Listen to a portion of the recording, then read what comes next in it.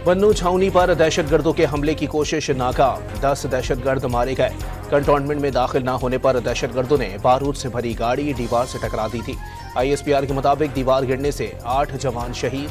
सदर वजीर आजम का जवानों को खिराज अकीदत, दहशतगर्दों को कैफर किरदार तक पहुंचाने का आज़म। दहशतगर्दों का DI खान के इलाके केरी शमोजई के रूरल हेल्थ सेंटर पर भी हमला।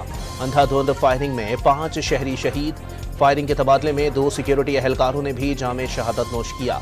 जवाबी कार्रवाई में 3 दहशतगर्द हलाक।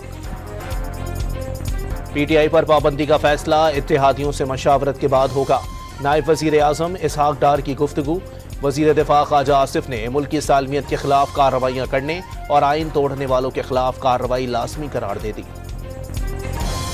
और इस्लाम की सरबलंदी के लिए जान लुटाने वालों की याद शहदाए करबला को खिराज अकीदत पेश करने के लिए मुल्क भर में जुलूस। मजालिस में फलसफाए शहादत इमाम हुसैन अलैहिस्सलाम बयान किया जा रहा है।